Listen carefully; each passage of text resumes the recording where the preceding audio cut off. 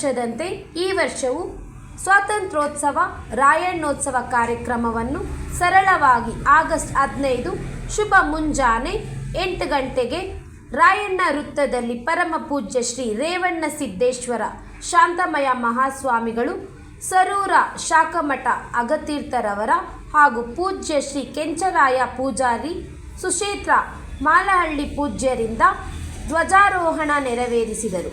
ಜೊತೆಗೆ ಜಿಲ್ಲಾ ಮಟ್ಟದಲ್ಲಿ ಉತ್ತಮ ವರದಿಗಾರ ಪ್ರಶಸ್ತಿ ಪಡೆದ ಪತ್ರಕರ್ತರಿಗೆ ಸನ್ಮಾನ ಮಾಡಲಾಯಿತು.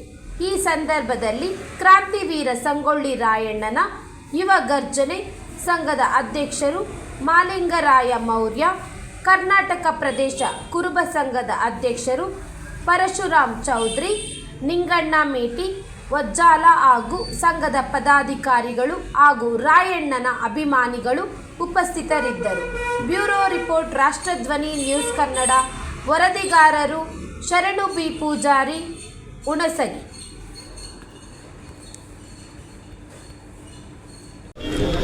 ಇವತ್ತು ನಮ್ಮ ದೇಶದ ಒಂದು ಒಳ್ಳೆ ನೀವೆಲ್ಲರೂ ಸುಸಹಿತವಾಗಿ ಮತ್ತು ಜಾಗೃತವಾಗಿರುವಂಥ ದಿನ ಯಾವುದಂತಂದ್ರೆ ಸ್ವತಂತ್ರ ಸಿಕ್ಕ ದಿನ. ಇವತ್ತಿಗೆ 70 ವರ್ಷ ಆದರೂ ಆಗ್ಯದ.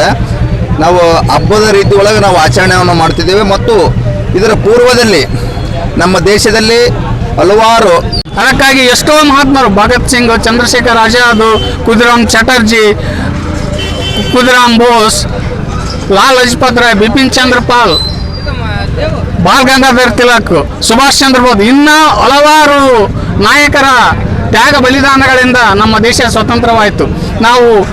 ನಮ್ಮ ದೇಶ ಇನ್ನೂ ಅತ್ಯುನ್ನತ ಸ್ಥಿತಿಗೆ ಇರಬೇಕಾದ್ರೆ ನಾವು ಪ್ರತಿಯೊಬ್ಬರು ಶಿಕ್ಷಣವಂತರಾದಾಗ ಮಾತ್ರ ನಮ್ಮ ದೇಶ ಇನ್ನೂ ಅತ್ಯುನ್ನತ ಸ್ಥಿತಿಗೆ ಏರ್ತದೆ ಅಂತ ನಾನು ಇಲ್ಲಿ ಹೇಳಕ್ಕೆ ಇಷ್ಟಪಡ್ತೀನಿ.